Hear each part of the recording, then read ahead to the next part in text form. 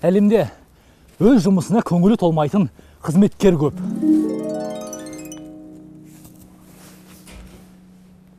Ал 200 миллионнан астам адам жұмыссыздық тауқыметін тартуда.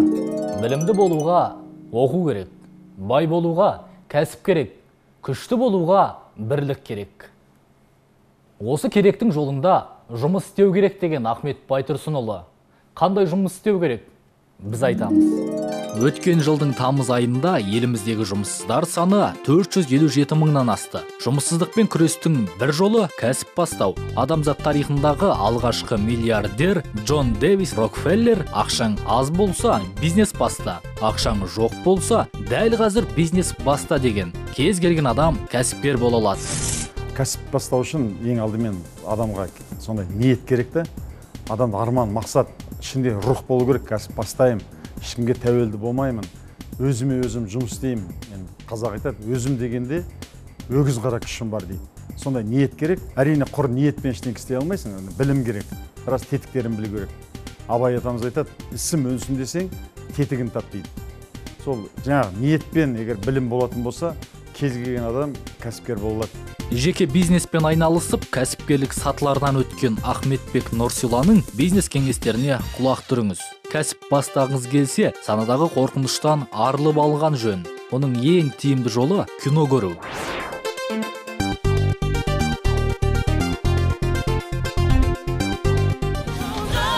Если есть мечта, оберегай ее.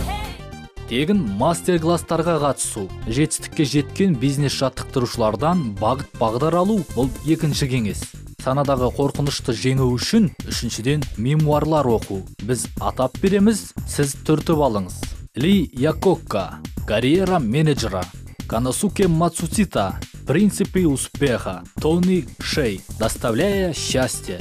Төртінші кеңесіміз болса, мотивациялық роликтер көру. Мұның бәрі қиындыққа бой алдырмай, санаңыздағы қорқынышты жеңуге көмек етеді.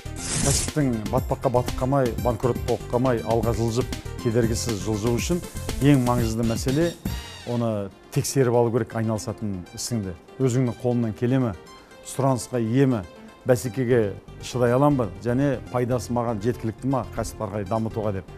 Оны былай тест дейді. Қазақша айтқан кезде 7 рет өлшеп, 1 рет кесу. Енді өкінішке қарай көптеген кәсіпкерлер осы қағиданы ұмытып кетеді. Бір кәсіпті ойын алғаннан кейін, болмаса танысыма, туысыма біреу істеп жатыр екен, біреу маған осылай кеңес берді деп, бірден үйін кепілдікке қойып, көлігін кепілдікке қойып, болмаса ағайын туғаннан қарыз алады да, бірден тәуекелге бел буып бастап кетеді. Содан кейін қадамы 100 адамның 90-95-і қадамы сәтсіз болып жатады. Кәсібіңіз өрге домаласын десеңіз, жарнама жасаңыз. Құр жарнама табыс әкелмейді. Мәтін сауаттылығына ден қойыңыз, тауар сапасын арттырыңыз. Уақытқа тәуелді, мезгілге бағынышты болмаңыз. Жыл 12 ай сұранысқа ие тауар түрін таңдаңыз, немесе әр мезгілге қажетті өнімді өндіріңіз. Мәселен, желтоқсан, қаңтар, ақпан айлары суық, қолынан іс тігуге келетін, бала тәрбиесімен үйде отырған әйел азаматшыларды тауып, жібімен керек жарағын қолына беріп, қолғаптар мен мойын орағыштар тоқытып, сауда орындарында қолжетімді бағамен сатсаңыз болады. Осы тектес мыңдаған бизнес жобалар бар. Ойланып көріңіз, жұмыс істеңіз. Ахметбек Нұрсила Қазақстанда кедей адам болмау керек дейді. Ендеше бай болайық. Қайталап айтамын, бәріміз бай болайық. Дұрысы, ерік жігеріміз мықты, сарқылмас, білімді болайық.